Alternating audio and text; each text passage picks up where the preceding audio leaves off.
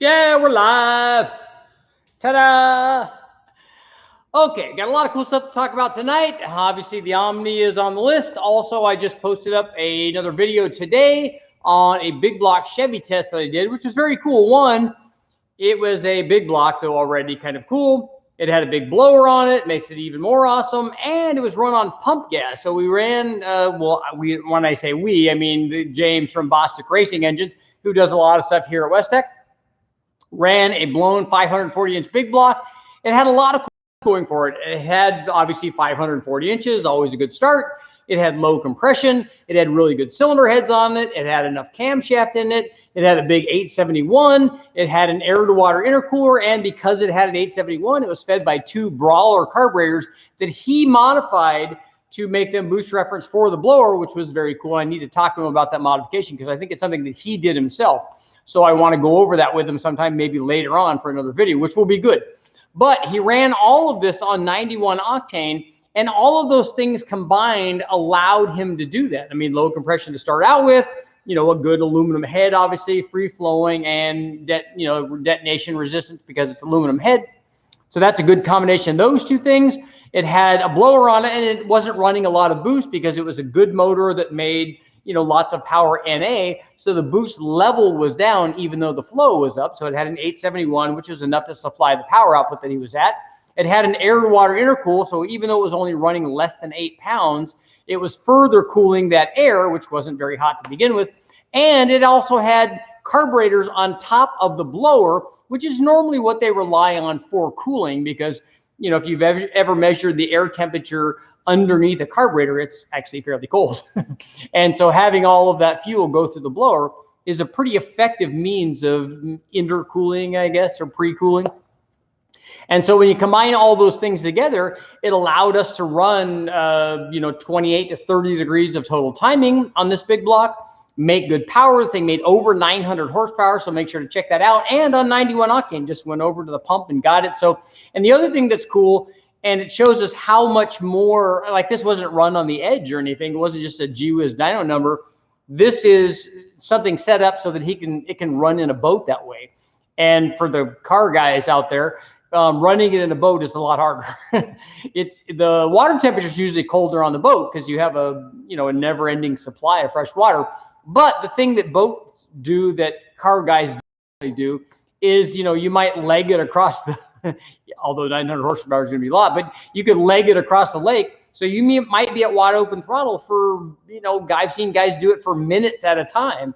And how often in your car do you get to run full throttle for several minutes? I mean, I've done it obviously out at the Silver State and it was kind of fun, but everything has to be right. And that's the thing about marine motors is that they're, under a lot of load and a lot of throttle for long periods of time, something we don't normally do in cars, except for knuckleheads like me out there running the Silver State.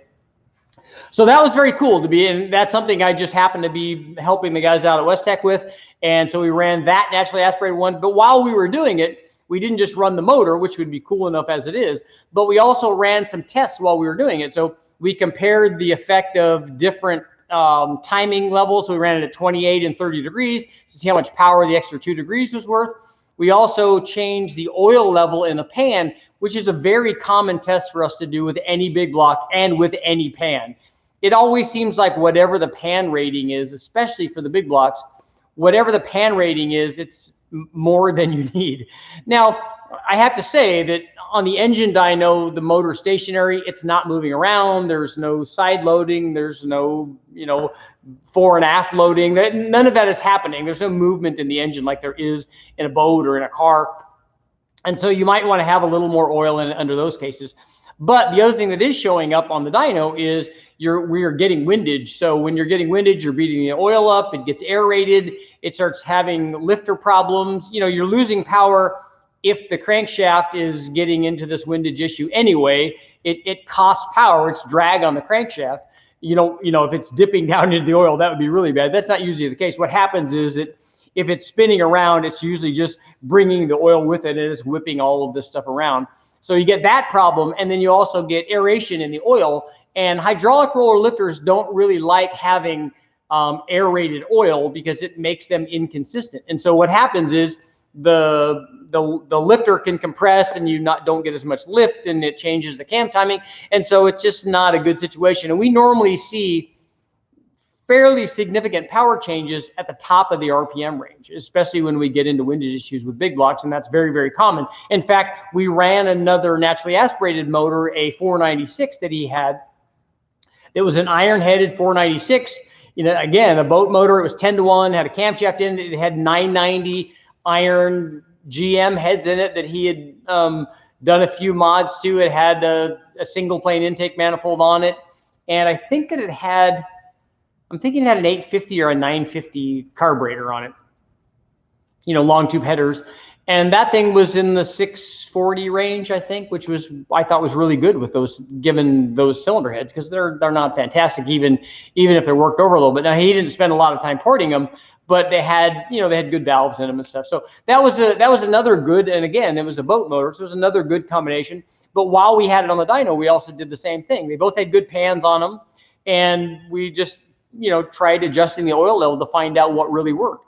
And we were able to get some power out of both of those by adjusting the oil level. So in both those applications, it worked. And both of those, and even on this, on the naturally aspirated version, it was a solid, I think it was a solid roller cam. So it didn't have the same issue that the hydraulic roller does, but it still has a windage issue, which can create, you know, drag in the power and stuff. So it's not good.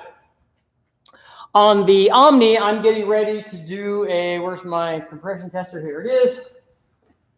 So I'm getting ready to perform a leak down test. Let's see if I can get the, there we go. Now we can kind of see the lettering there. Otherwise we get reflection from the lighting.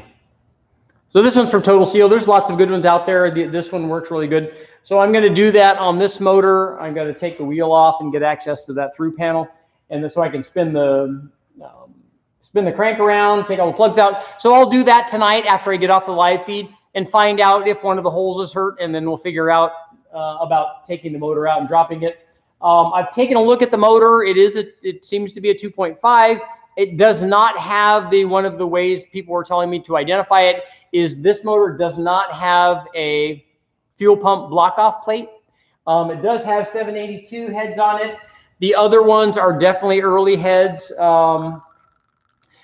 So they're two different motors. What I'm hoping is that this is a 2.5 common block. That will be good, because then that's something that I can build up and you know, make some reasonable power with, at least in testing trim. And so one of the things I wanted to talk about tonight are intake manifolds. I've been talking to a few guys on different intake manifolds, and if you guys were watching the live feed last night, I talked about having 3 different manifolds. One is the early one that I have on the 84, the log style intake manifold. And I have both a 1-piece and a 2-piece, the long runner manifolds that were available on the different versions. Somebody might be letting me use a BFM, I think is called intake manifold. So, you know, a big common plenum kind of thing. And the other thing I probably will do, just because I like doing it, is I probably will do an adjustable intake manifold. And one of the things that I'm thinking about with doing this is that I would almost like to run these motors and do this intake test, and we'll do it turbocharged, obviously, but I want to do it NA also. I want to show people one thing. I want to show them, because on turbo motors, everybody tends to do the modifications that they're doing on the turbo combinations. And sometimes this can be problematic. And the reason that it can be problematic is that if you don't have a combination that's perfectly repeatable, when you make a change, you don't know if the change that you made is in relation to the change, or if you see a change in power, you don't know if that's a direct function of whatever change that you made. Because if you can't have the motor run and repeat and make the same entire power curve every time, then it's not a good combination to try to run tests on. If the boost is varying by a pound, or the timing's varying, or anything else is changing, it's really hard to get like accurate data from that. That's why I would almost like to run, in addition to running it turbocharged, I'd like to run the intake manifolds naturally aspirated, because then I can show you guys what the change in power, there's definitely going to be a change in power from these manifolds. It's not, and one of the things that in reading all of this stuff, I've been reading lots and lots of information and lots of comments and things that people are talking about this and arguing back and forth. Oh, well, this one flows better and this one does this. Intake manifolds are less about flow, unless it's ultra restrictive, which we already know the cylinder head is. Unless the intake manifold is ultra restrictive, it's usually not about flow. It's about other things in the design of the manifold. One of the things I always talk about is runner length. We have a dramatic change in runner length between these manifolds, and that's what's going to change the power. You're going to see a dramatic change in the entire power curve between these manifolds. I can look at them and tell you that. I don't have to be a 2.2 Dodge expert to tell you that. I've run hundreds and hundreds of, well, I've run thousands of manifold tests. So I know what's going to happen. I built lots of adjustable manifolds, and that's probably what I'm going to do for this. I'll build an adjustable one so we can show you what happens when we run a 3 or 4 inch runner, and then when we run a 8 or 10 inch runner, or 15 or 20. Let's go nuts and just make it crazy. We'll have it make peak torque at like 1800 RPM. The reason that I want to do this is twofold. One, I want to show what the difference is between runner lengths, and we've shown that on almost everything, Hemis and LSs and small block Fords and big block Chevys and all kinds of stuff. And it's going to work the same as this because the laws of physics still apply to any motor. So I want to show what that does. But the other reason I want to do it is if we're going to get this motor to rev, maybe not specifically the 2.5, maybe the high RPM 2.2, if we want to get it to make power at a higher engine speed, we can do that with a short runner manifold. Obviously, you can do that with camshaft, and the head porting would help that. Cam timing will definitely help that because the factory cam timing is very mild. But having a short runner manifold will definitely do that. So if we have a 3 or 4 or 5 inch runner, it's going to make power at a different engine speed than a 10 or 15 or 20 inch runner, especially a 20 inch runner.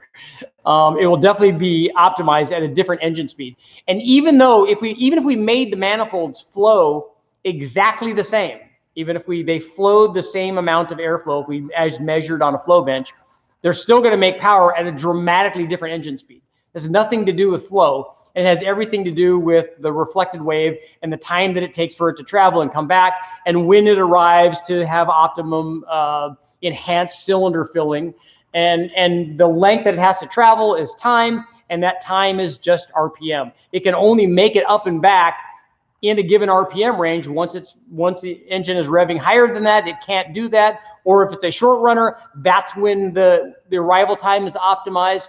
So that's what intake manifolds do. And it drives me nuts. A lot of times people talk about, oh, this one flows more than that. That's great. But and sometimes we want more flow, and sometimes flow helps to make more power if what you're having is a flow restriction problem. But with these manifolds, that's not going to be what it's about. Certainly not with a stock head and a stock cam and all of that. So, and the thing is, if we do that NA, you will see exactly the same things under boost. Boost doesn't change that. If we get one intake manifold that wants to make peak power and has optimized power at 6,000 and lower, and one of them wants to run a little higher than that or lower than that, it's going to do that under boost. But it will only do that under boost if you're perfectly consistent with how much boost you're supplying on both the combinations. And also, I don't know how the response rate is going to be on all of these motors, but the other thing that you might see that can change that a little bit, it's not really changing it, but what it's doing is if we have a long runner manifold versus a short runner manifold, and the long runner manifold, like a one piece or a two piece, makes more low speed power than that short runner, like 84 manifold, which it's going to, what you might see is that it will also spool the turbo up much faster. So if it spools the turbo up faster, you'll have, let's say we set it at 10 pounds, you'll have 10 pounds sooner, and then it will just carry 10 pounds the way that it normally does. And on the short runner manifold, because it doesn't want to have that extra torque down low, you'll have less power down low, and it'll be multiplied by whatever that increase in boost response is. So there's a lot of cool testing that we're going to do, and I'm very, very excited about it. The other thing that I wanted to talk to people about, if anybody knows, are there any guys out there that have any naturally aspirated 2.2s? Does anybody make a turbo for a naturally aspirated 2.2? Running this thing, and I can do it, but running this thing with the stock turbo manifold, or even the Turbos Unleashed one, which I think is what the other one is, even if I do that and make an adapter and just make a tube going out of it and run it naturally aspirated, that's not really going to do the same thing and show what these manifolds can do. I would like to run either a stock naturally aspirated exhaust manifold at the minimum, or if somebody has some kind of header, if Pacesetter or somebody else made cheap headers for these like way back in the day, it would be nice for me to be able to find one in the wrecking yard. That would kind of be awesome. But I don't see any 2.2s anymore. That one that I found was the first one I've seen in forever. Fresco beverage. So that's what I'd like to do. That's on my wish list. I'd like to run both of them NA. I'd like to run them obviously both under boost, because after we do that, I want to show you when, let's say we were to do an intake shootout between 3 or 4 different intakes, how many ever I have, and we do it naturally aspirated, and then go, okay, now we'll do it. We'll put the turbo on, because once we take the turbo off, it's easy to put it back on and get everything hooked up. And then we can show you that, hey, look, it does the same thing. And the nice thing is having it run with the Holley or some other standalone management system, it makes tuning very easy. We already have a 2 or 3 or 4 or 5 bar map sensor, whatever it is. And when we can dial a tune in NA and go, hey, look, they're all run at 12.8 and with this timing and all that stayed the same. And here's what happened with the manifolds. And now we run it under boost, and we have the boost with an electronic controller and say, hey, look, we're setting it at 10 pounds. All of them get 10 pounds. They all get the same intercooler. They all have the same injectors. They all have the same air fuel. They all have the same timing. And so now here's what happens with the intake manifolds under boost. And to compare both of those is to be able to do that is really awesome. I think it would be good information for everybody out there. So let me know what you guys think, and let me know if there are any other intake manifolds that we need to include in there, because I'm only aware of a few of them. I've been talking to a lot of guys, and they've been offering up different ported versions. And while it's awesome, and I have to say thanks to everybody who's like jumped in and offered all of the stuff that they've been offering for this project, and everyone's very excited about it, which is awesome, because then, you know, we all feed off this excitement. And but the thing is that the thing that I hesitate for a lot of these things is that the problem with me testing, even and I hesitate on my adjustable one that I want to do, because the problem is people can't duplicate it. If I get a ported one from somebody, unless somebody can duplicate that, it'd be hard for them to get the same results of something that I showed that was ported. Also, the other side of that equation is that I would like to test a ported one. I would like to show whether or not a ported one does anything, and does it do anything NA, and then does it do anything under boost? Because what happens with flow rate, with changes in flow rate, is that like the throttle body, a throttle body on the 84, which is the draw through, is a critical element on a draw through application, because everything else other than the throttle body is bigger than the throttle body. So the throttle body opening, the bore size, is actually the smallest thing. So it's going to be the most restrictive. So the throttle body becomes a critical element in the flow rate of that turbo in the system. When you put the throttle body on the other side, on the blow through side of the turbo, it's no longer a restriction, because the amount of airflow that throttle body will flow under boost now has gone up dramatically. So if we were trying to run 10 pounds and we were drawing through that throttle body, there'd be vacuum between that throttle blade and the turbo. And vacuum there means less power on the other side of that.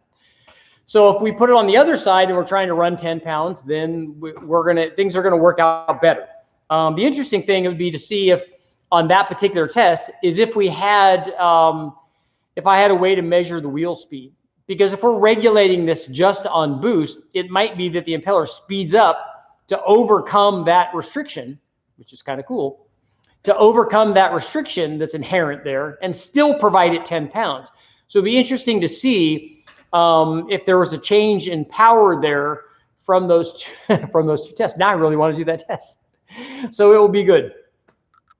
But and when you're doing that, the same thing happens with the manifold. If the manifold on an NA motor, if you improve the power output by porting it, do you still get that when you're blowing air through it? Because now it's less of a restriction when we're blowing through the manifold. So, you know, all of that is going to be interesting stuff. And I know guys have, you know, this thing has been around, these cars have been around since the mid 80s. So guys have done a lot of testing. I just have never seen a regimented list of, hey, look, when we did this, it did this, and it did this, and then we did this, and you know, I just want to see all that, because I'm a data guy and I love all of that data. So if there's some other manifolds that you'd like to see or know about, please let me know, and we'll try to test that. Obviously, everyone's saying that you need to put the neon head on it, or you know, put the 2.4 head on it or some other kind of conversion. And if something like that would happen, it would happen way later on down the line, because there's lots of 2-valve stuff, lots of 8-valve head testing that I want to do. But the other consideration is, if I was going to do that, I don't think I'd just do a head upgrade. I think that I would just put the other motor in there. I think I would put a, you know, SRT4 or that kind of thing, that kind of drivetrain in there, because it's, you know, there's more potential there. So let's see what you guys are doing. Let me know if you think that what other intakes we can run. If you guys haven't taken a look, make sure to take a look at the big block test, because that's kind of cool. And then my other question, and I listed that on the intro for this video, how much power and how much boost have you guys run on pump gas? I don't do a lot of pump gas testing. Normally when we run something, if it's boosted, because we're going to run the boost up at least a little bit. I almost always run E85 anymore, because it's cheap and it's the boost fuel that we use. I don't run a lot of stuff on E85, but if you guys are Shelby or 2.2 liter Dodge guys, how much boost have you guys run on these things, and how much power have you run on pump gas, and what kind of timing are you using? That, you know, there's lots of good questions.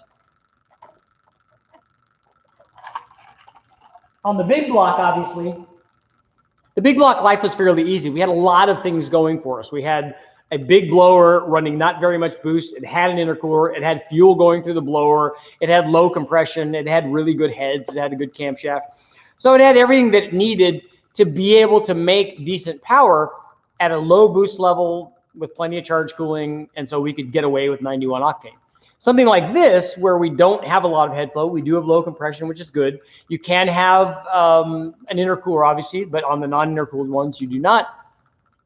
So I'm curious as to what guys have run on pump gas. This one's broke, and I don't know if it was run on pump gas, if that was the problem.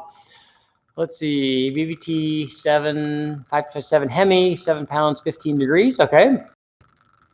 The BMF intake was a popular group buy option. Okay, cool. Super 60 kit made 300. And did it make 300 on pump gas?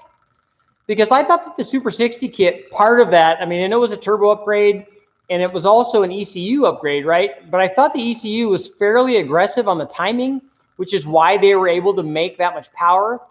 But were they able to do it on 91? In Australia, 20 to 25 PSI is about where most call it quits on 98 RON. 20 to 25 is a big range when you're talking about threshold limitations, the like detonation threshold. That's a big difference.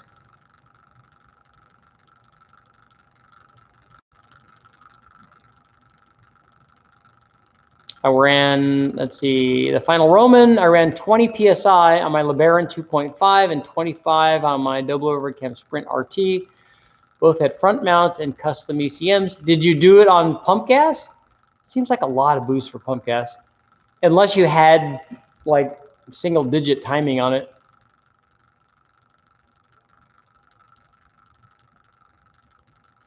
Yeah, the OEMs are running 20 pounds.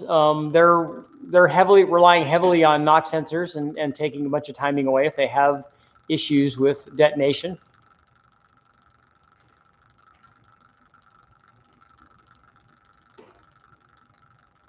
I don't know about the Chrysler 3.3s to 3.8s. I don't think I've ever tested one of them.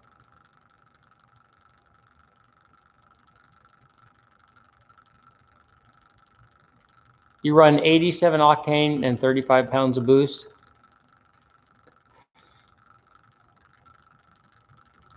LS3 Vet, F1A94 on 10 pounds, 18.5 degrees. So that seems like a realistic number.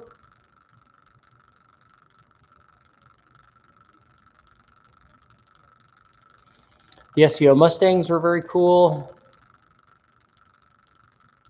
Mike, you want the double overhead cam swap? So do you want the whole motor in there or just the head swap?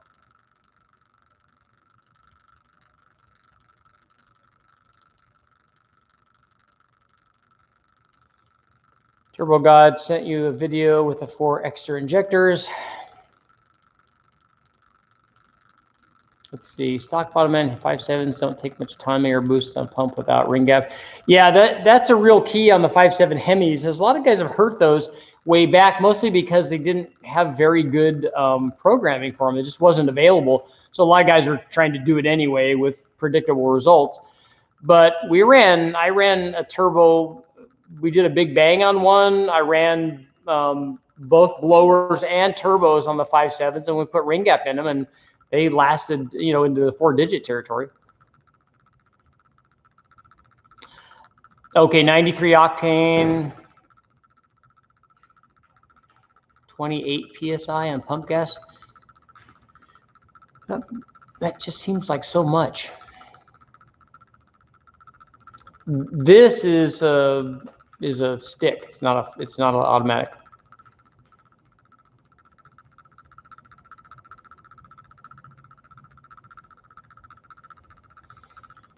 Lazy Hound. Hey, Richard. Lately, I've been seeing intercoolers under blowers with carbs. I thought was a no-no because fuel in the air. No, it's fine. Lots of boat guys are doing that.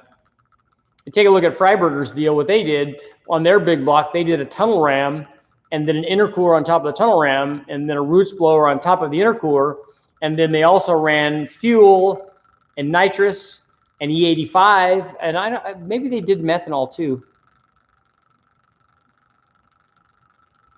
You just need 40-pound injectors or plus 40 injectors, 3-bar map. This has the injector upgrade. It has a 3-bar map sensor. It has a big intercooler.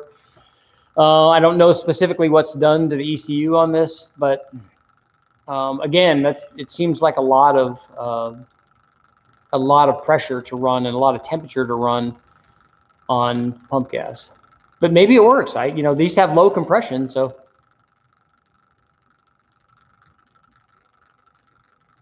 Mike, you'd run 15 pounds on premium pump gas in my T-Type non-intercooled, though, one of the hot air cars. Cool.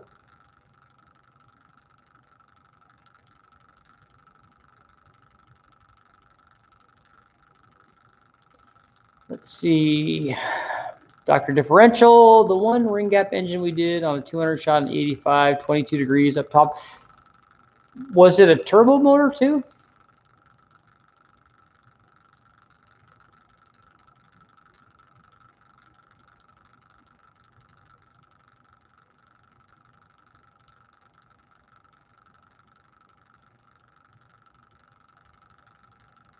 So you're running 87 octane and 35 pounds of boost. How much timing are you running on that?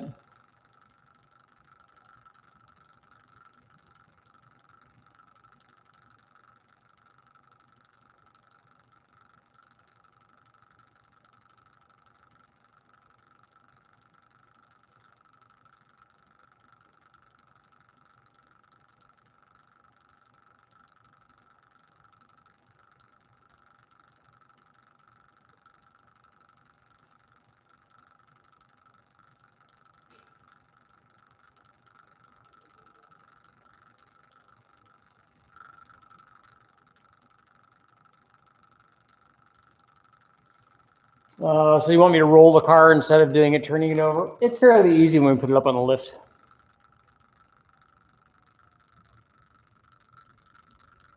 Dodge Spirit, single overhead cam 2.5 turbo, A413 trans. I like the Spirits. I don't think the pistons are 300 down in the hole on these, unless I'm mistaken. Somebody can answer me. They're way down on the 6-cylinder Chevys. They're way down on the Dodges. Almost all the other Dodges, the Magnums, the 440s, all of those are way down. The Slant 6 is way down.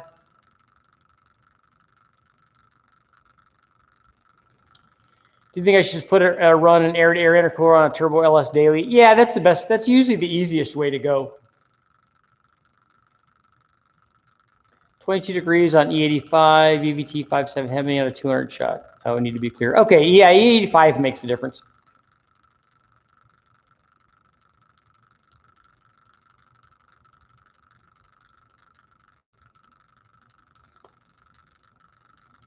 Noodles, you had some barbecue chicken pizza?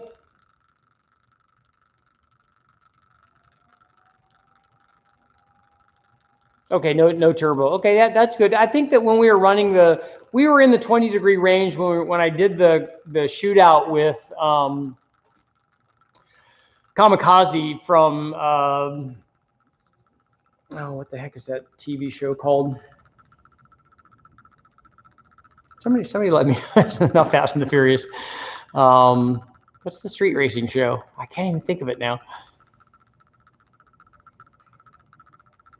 Oh, Street Outlaws. That's it. He was here doing some stuff, and so we did a nitrous challenge, and we both ran nitrous on 2 motors that we ran on the dynos, and we were running 300 shots on some junkyard motors that we had, and I think we were in the 20 to 21 degrees range.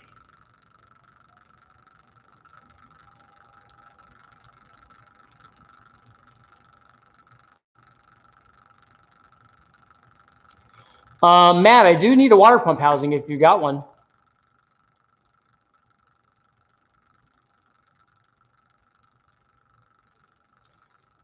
Jake wants to know if Snake Eater injectors are any good. I've run some, and I have some, and we've run them on the ASNU injector machine that Westech has here, and they flowed well and they've worked well on all the stuff that we've run. I've only ever run one set, and they work good.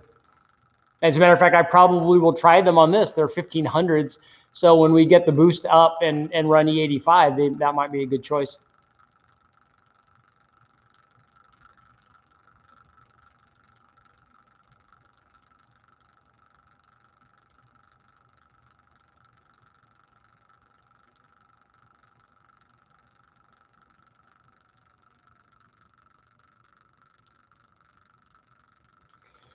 We didn't race. We did a comparison here on the engine dyno. I certainly didn't race him in this.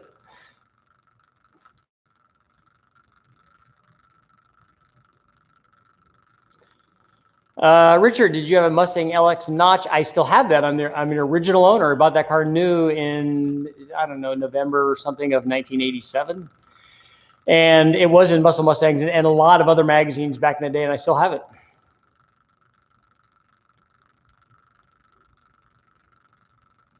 Yeah, they do flow a lot. That's the problem with these injector machines, is that the graduated cylinders, or the test tubes I call them, are not they're not big enough to flow, because you have to flow them for 4 or 5 seconds, and it's just not enough to really measure differences in flow.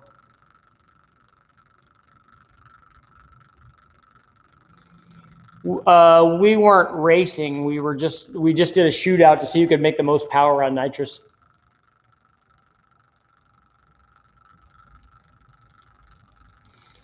Yeah, I did a lot of stories for Muscle Mustangs and Fast Forwards, even usually after my car was in there. It was in Super Forward, it was in Road and Track, because we did a top speed shootout.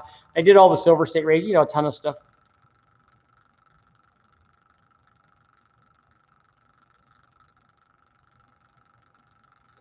Evan says he's unfamiliar with the K-Car engines. Are the heads cross-flow? No, they're not. How will they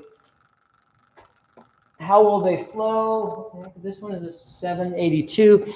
Let's see. How will they flow? They don't flow very well. Any aftermarket junkyard heads that fit that flow well? No, you just have to port the stock ones.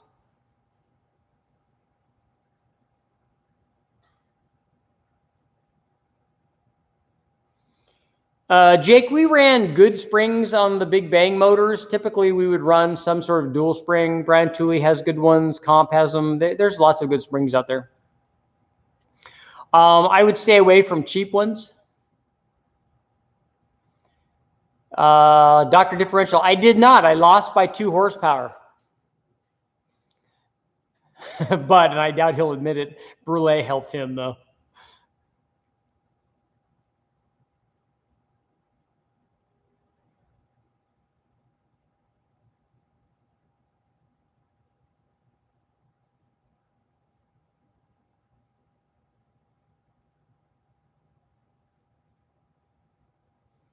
Uncle Tony says you're going to blow your own mind with how fast these things will go. I've driven them before. I've driven a GLHS, so we know what they do. How much Gorilla Tape is too much on a turbo hose? You can never have too much.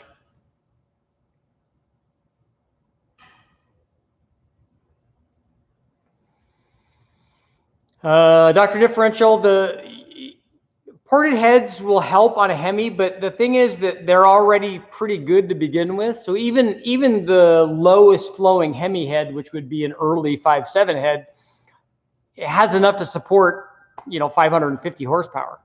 So, when you get a head that flows enough to support 700, like some of the later Apache and Eagle heads do, porting them isn't really necessary. But an Apache or an Eagle head upgrade for an early one is definitely going to result in power. It won't do it on a stock motor, just like I showed in all the LS3 head testing that we did.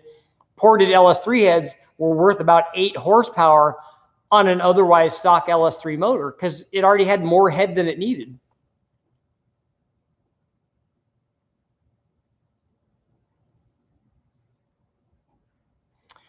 Richard, do you plan on putting the 2.2, 2.5 head on the flow bench? I can, if you guys want to see what the flow numbers are.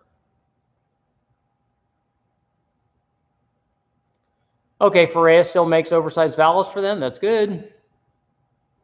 Phil, it was not on a TV show. I was going to do a video on it. Is it true that the LT4 is having valve guide problems like the LS7? That's news to me. I haven't heard that. I'll have to ask Brian about it.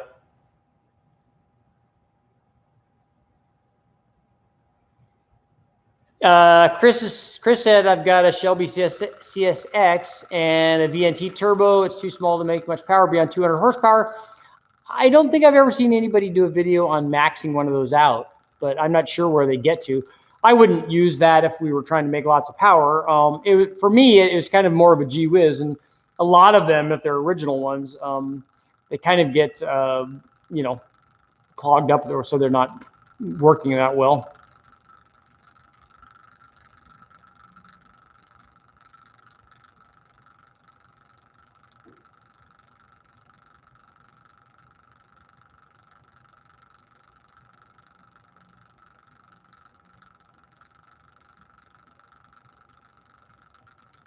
Chris, have you run it on the dyno at all? On a chassis dyno somewhere?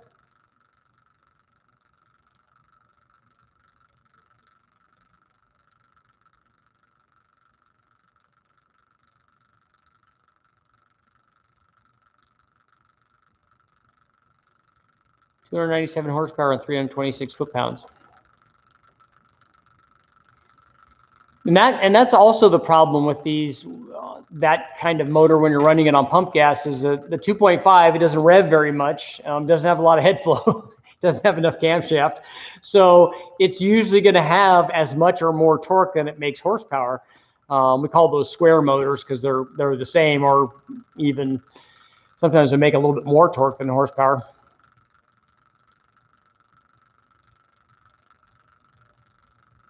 Roxy Speed Shop, you can run more boost than stock on the Cobalt. I just don't know where it is. If you're going to go up to, 25 or 30 pounds, then you should start thinking about ring gap. The 782 head versus the other head that I have over here. I have to see what the, I know it's an early head, but I don't remember exactly what the number is. I think when I was looking it up, it came out as an 85 head.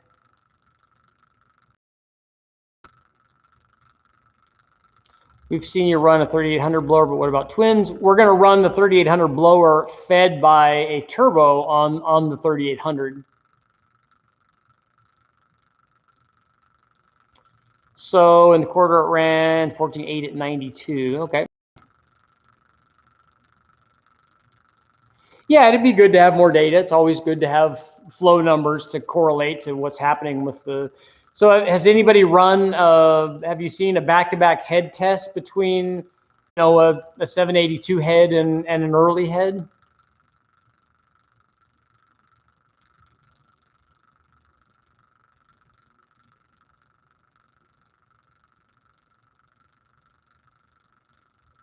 I agree. These are all the cars that they need to have for the Fast and the Furious origin stories.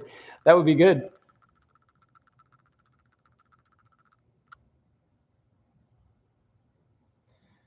How's the Project Nova coming? Any chance you would put the junkyard twin turbo setup in it? Which junkyard twin turbo setup is that? It would be cool to see what it would do in a car.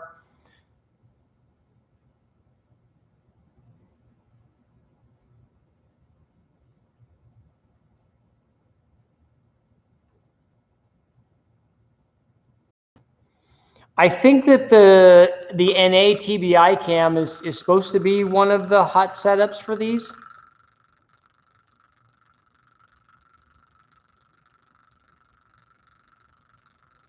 I want to see the 2-valve head maxed out. Well, as you keep adding pressure, it's going to keep flowing more and more. Piston swap test, is that a question or a statement or?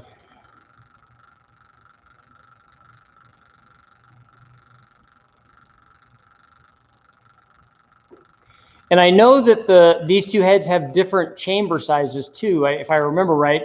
But I think it would be interesting to see if we could do a head swap. The problem is, I think that this one has is set up for I think it's set up for roller cam, right?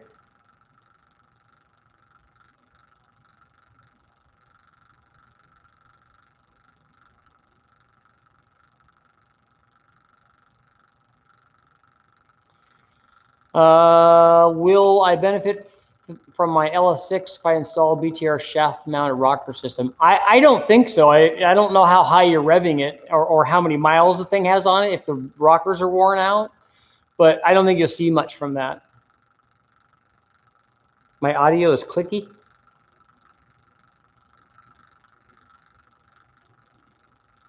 Have you used the Super Sparks for the 4.2 Atlas? They're beryllium copper rods that go into the coils. $65 and replace the springs in the 4.2 coils. I have not seen those.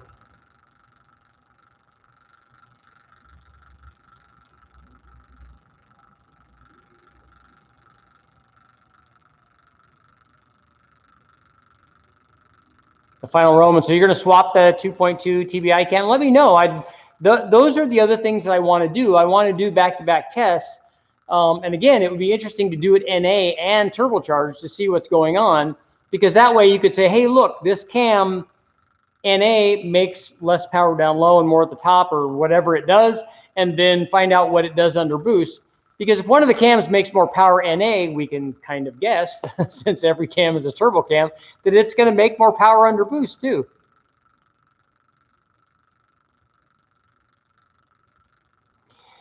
Now that I know you've got a 3-cylinder Sprint, I think you owe it to all of us to show what this little fella can do.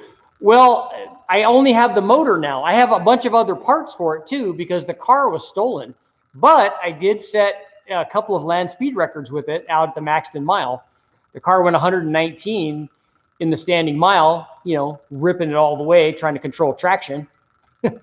I love that car. I made changes to it, and it would get over 50 miles to a gallon. Drove it from Vegas to West Tech and back all the time. I love that car. I put an air-to-water intercooler on it. We put different injectors in it. I put belly pans on it, put a different blow-off valve, all kinds of stuff.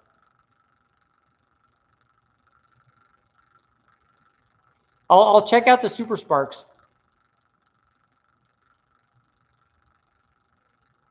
I wonder why you're not getting notifications. Who do I have to yell at for that?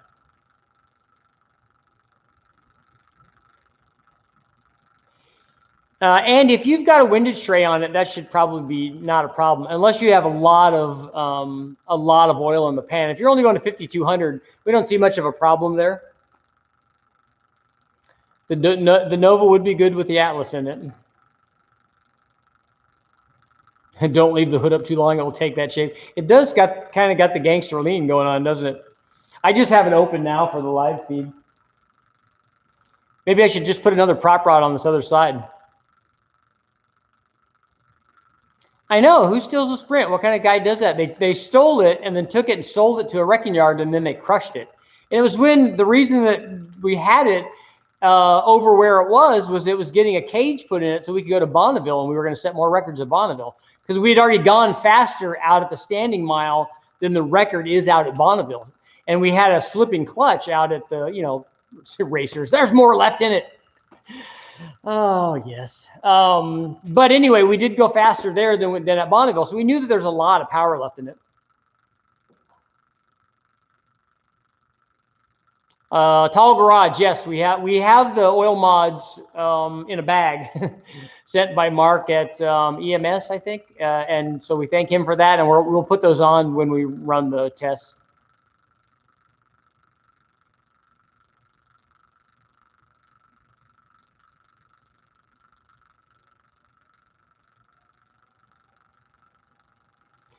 Yes, we know, Mike. Fox bodies, you need a 650 horse 460, right? A huge upgrade to the 2.2, 2.5 turbo motor is the T3 Dodge Spirit. I agree. Or it also came in the IROC RT. Those are good. Those are really good motors because they're what 225 or 224 horsepower, just stock. So they work good.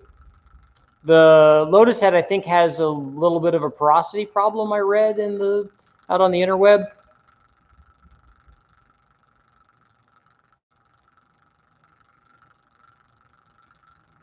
Hydraulic prop rods. I think that the rear, I need to get some new rear prop rods for the deck lid.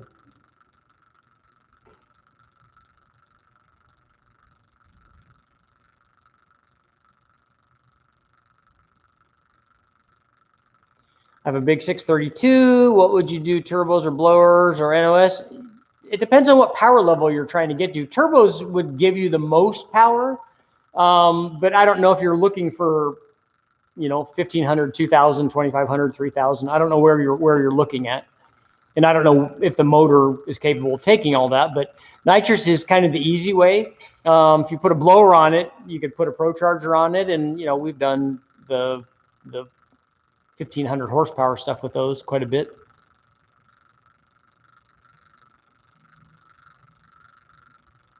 Do you plan on doing the twin M90s superchargers on the 4.8?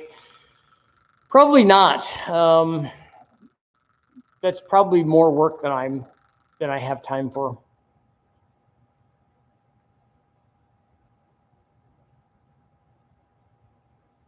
The Lotus Head also likes to crack, okay, and they're hard to get parts for. A lot of people chiming in about the Spirit RT.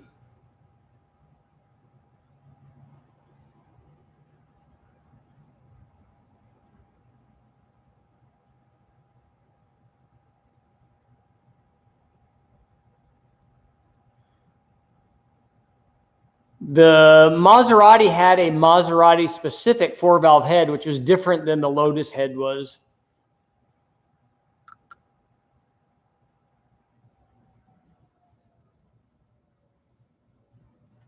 Jake, I don't think it's necessary to put the 862 heads. Any LS head that you have on there, if you have 1,000 horsepower turbo on it, you can make 1,000 horsepower with. Boosted drummers here.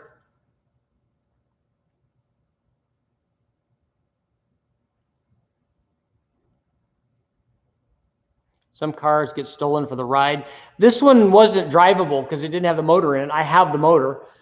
It was stolen, I think, to be sold and crushed, unfortunately.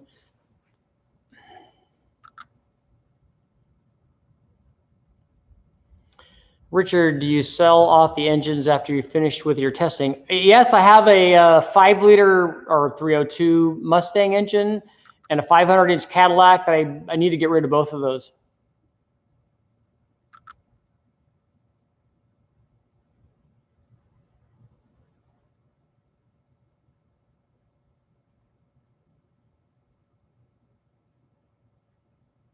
This is the longest time I've spent watching any of these live shows. See, we're here for you. Here. These bugs are trying to attack my drink here. Let's see. Talking to a Chrysler engineer, the Lotus head was capable of 15,000 RPM. That seems like a lot. But they wouldn't let them build a bottom end to handle the type of RPM. So the Lotus head had strong valve springs. That seems like a tall tale. Do you have any cams you'd like to get rid of? What do you need them for? Is it an LS, a small block, a big block? I do have some used cams sitting around. Did you get the G valve sorted out? Oh, the Granger valve that's in there? Yeah, I've been playing with that thing a whole bunch. I was looking at it the whole time thinking this is where this is where the valve should be. I don't know why they have this fitting on there. It turns out that that's the Granger valve. Yes, put the 500 Cadillac in your Civic. That's perfect. That's the perfect engine for it. More flatheads on the dyno. I know.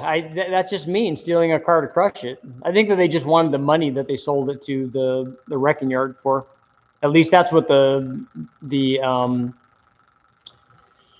detective said. When does this car make it on the dyno? After we take the motor out of it, if I have to do that, after we fix it. It wasn't a neighbor because it was actually over at a shop.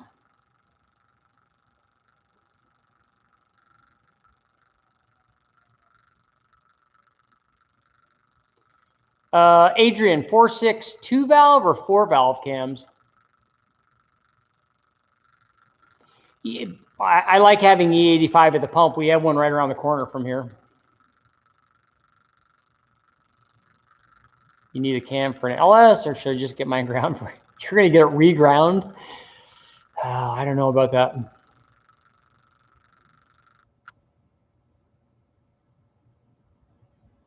Let's see. Would you add methanol injection to a newer turbo direct injection car just to keep the valves clean? That would probably help.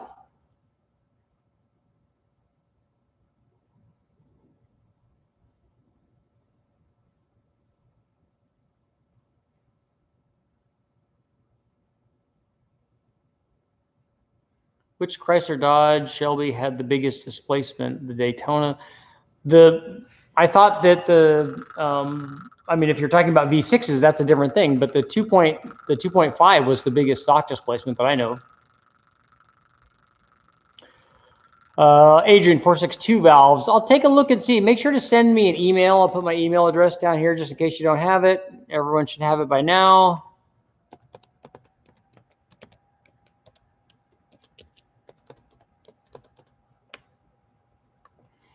Just send me an email to remind me. I'm going to take a look at some stuff tomorrow morning. So I'm going to go pick up the, hopefully, fingers crossed, pick up the Dodge 360 and try to run it on the dyno.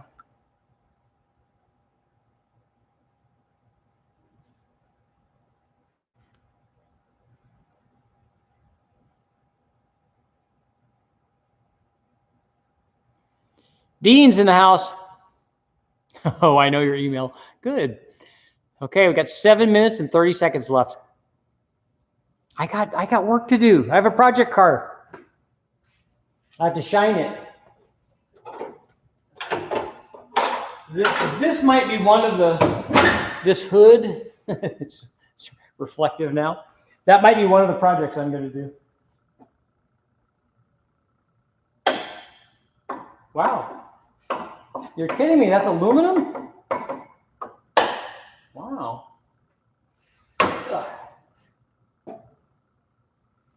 Aluminum bumpers, who knew? That's why they're so light.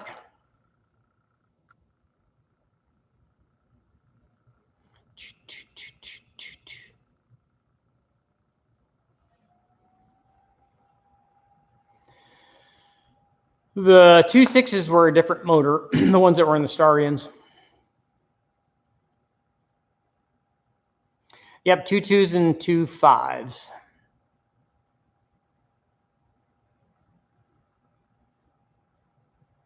I did really like. I like the Starions. I like the Starion turbos. I had a slab side one for a while, and I ended up getting rid of it. But I really like the ones with the flares and stuff on them.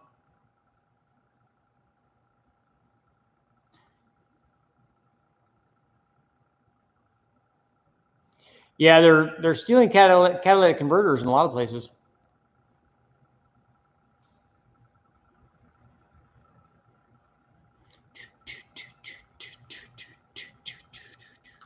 So did anybody come up with any other intakes manifolds that they wanted me to test? I am going to test the the Dodge Slant 6 Aussie Speed manifold, so I'm looking forward to that. Give those guys a shout out.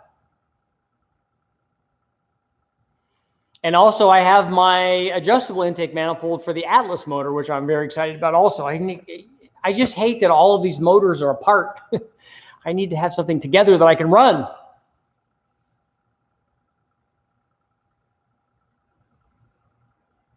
A BMF would be good, yeah.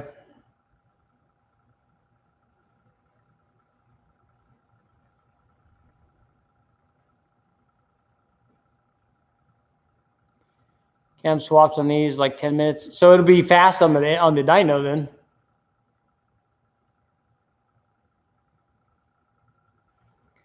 So you want me to try a TBI manifold? Mexico PFI intake.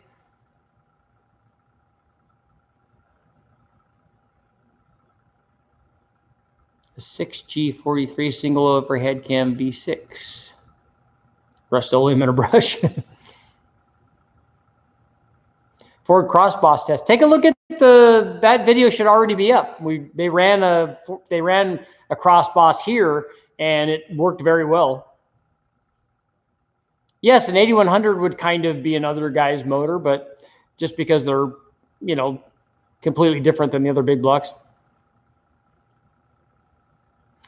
I heard the 2.2, 2.5 was based on the 1.7 VW engine. I don't think it is. I think that the 1.7 VW engine came before that, and the 2.2 was the Dodge.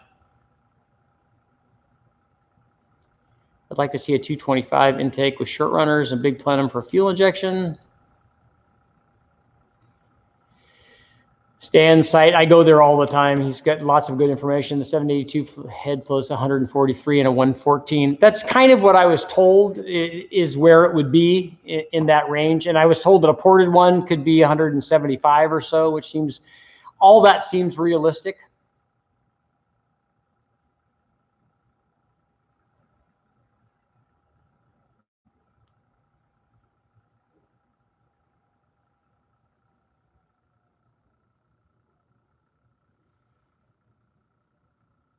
Oh, a TBI big block and small block Chevy intake? Okay, I thought you were talking about the TBI Dodge Omni intake manifold on the NA versions. I think it is a common block boosted. It doesn't have a it does not have a provision. It doesn't have a block off plate on it for the fuel pump. So you tell me, you probably know.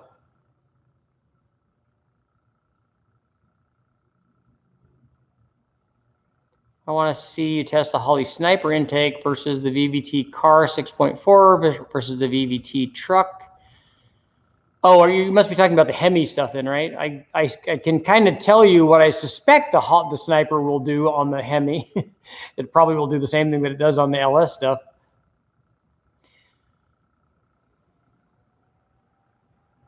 Do the intake runner horsepower changes match the theoretical torque curves?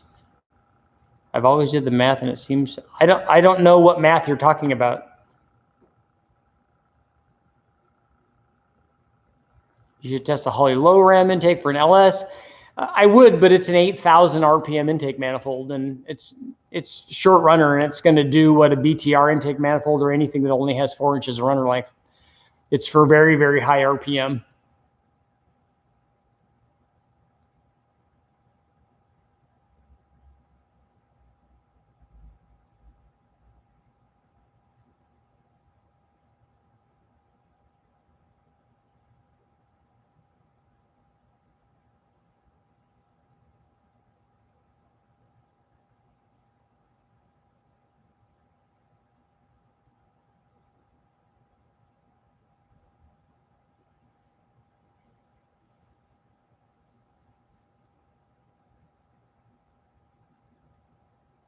I have a Roller LO5, 5.7 liter.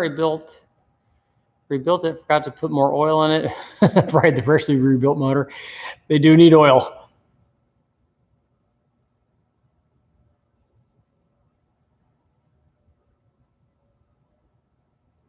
Okay, and boosted drummer. Easy way to look at the back of the block near the oil pan. If it's wavy across the bottom, it's a non-common block. If it's straight across, it's a common block. Okay, look at the back of the block near the oil pan. Okay. So does the not having a block off plate, that doesn't tell me which one it is? I thought that was one of the indications.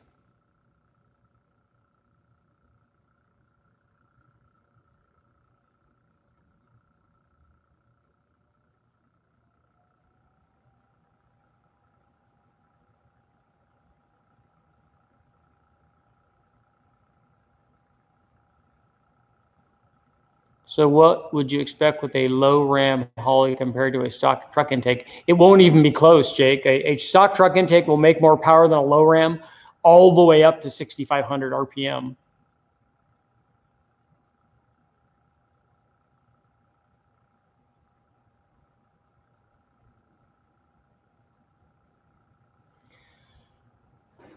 Okay, Rock, so you're saying no block off plate means it's a common block. I hope that it is, and I think that it is, but so I'll also check the back of the block.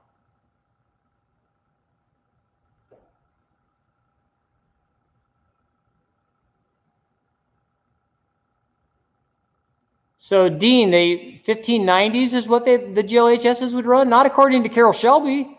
He said they were 1450 cars. Runner length changes. Does the dyno test match what the math says it should? I've never seen math that could tell me what the runner length change does at every RPM.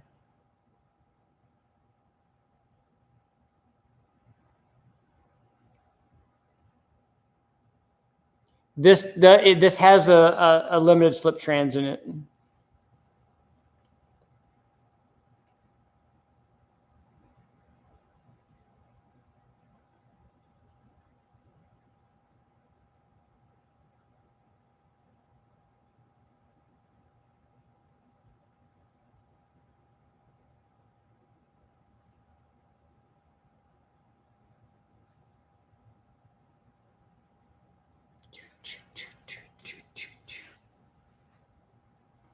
Want to trade a high ram for a low ram Holley intake? I have high rams, and the low ram I like. They have a low ram over on the test motor that they use for Engine Masters, a twin turbo deal that they ran a bunch of water meth and made a bunch of power on pump gas and water meth. The thing is that it still does the same thing. Shorter runners make less power than longer runners through the 6,500 RPM range and down. That's why, and not on an LS3, on a Cathedral Port motor, because the factory LS3 intake is really good. But if you look at the video that I have up on the test that I ran on all of the factory, on all of the intake manifolds that were available at the time for the LS, the fast manifold basically made the most power. And in that case, it was a 6-liter. And now in that case, it was all the way almost to 7,000 RPM because it has the right runner length. It has a very similar runner length to a Trailblazer SS and the stock manifolds. It's just bigger. It's a really good manifold. But all of these short runner manifolds, like a high ram or even more so on the short ram deal or the low ram, they're designed for a different engine speed.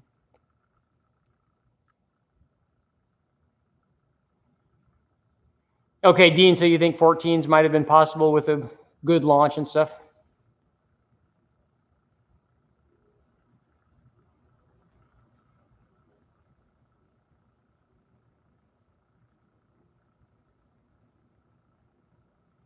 So we want this to be a 92 common block?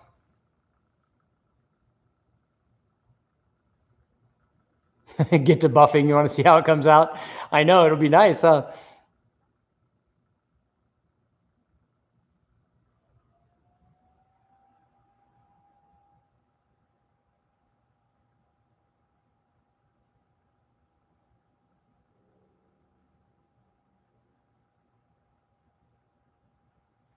A front wheel drive is harder, definitely harder. You got to know what you're doing to get them to launch. I mean, that's something that we work with.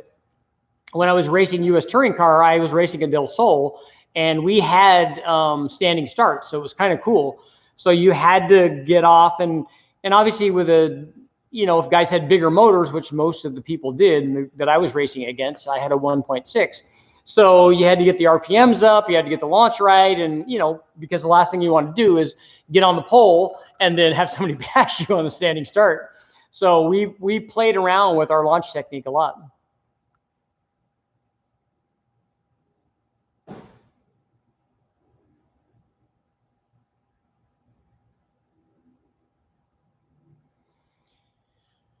A 4.6 3-valve makes a lot more power than a 5-liter does. I mean, it probably makes it makes 75 more. I think it's what the rated version is. And I've driven 3-valve Mustangs. It's just that the 3-valve Mustang itself is probably quite a bit heavier.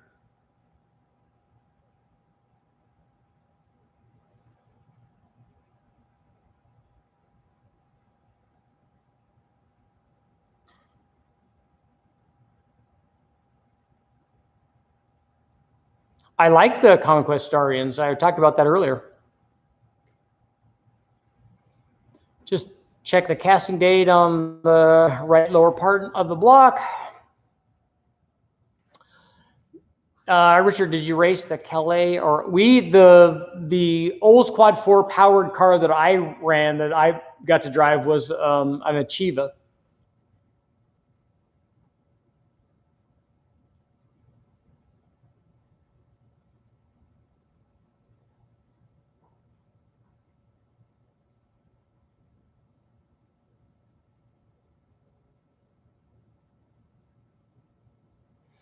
I thought guys were making big power out of Starions. They were, getting rid of the balance shaft because we know that's got to be worth 50 horsepower, right?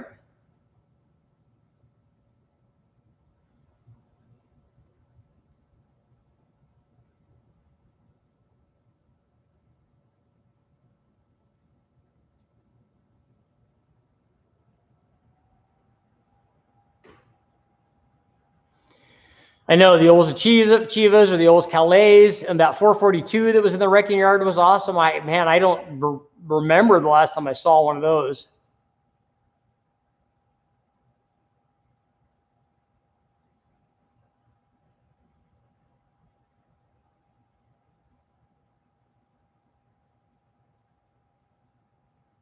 Yeah, the Achieva SCX. The guys from Extrude may or may not have done a lot of showroom stock Oldsmobile Achievas or some of the intake manifolds and stuff.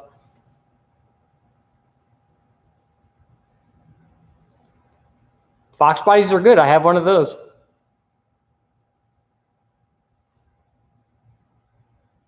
So, Rockin', who's the go-to person to have heads ported in for these Dodges?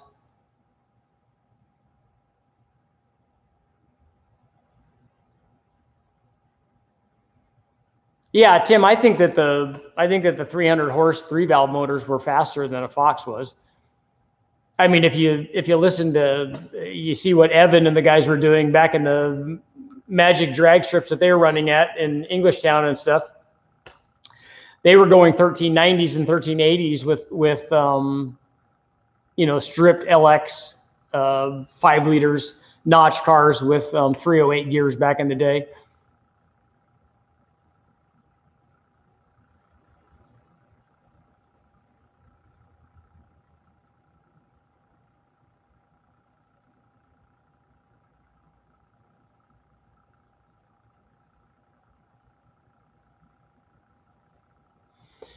Okay, one more minute. I got to get going. I got work to do. Come on. Look at that. It's not going to polish itself.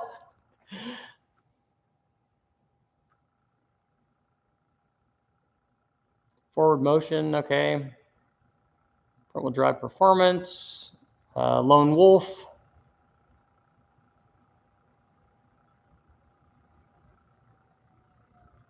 '78, '79 Cutlass. Steve Menigan.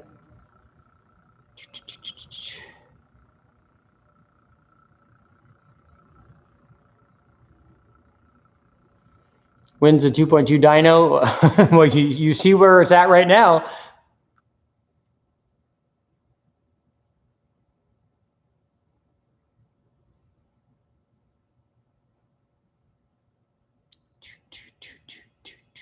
I'm starting to get it. Starting to bump it. All right, guys, thanks for showing up. I got to get back to work on this thing. I'm going to do the leak down test, definitely find out what's going on so we can decide what the next thing is. I think I'm going to try to do the hood maybe, and then tomorrow morning get the Dodge 360 and hope that it's a runner and that it's not broken like all the other motors I've gotten recently. Please do a video of the engine diagnosis and tear down. Okay.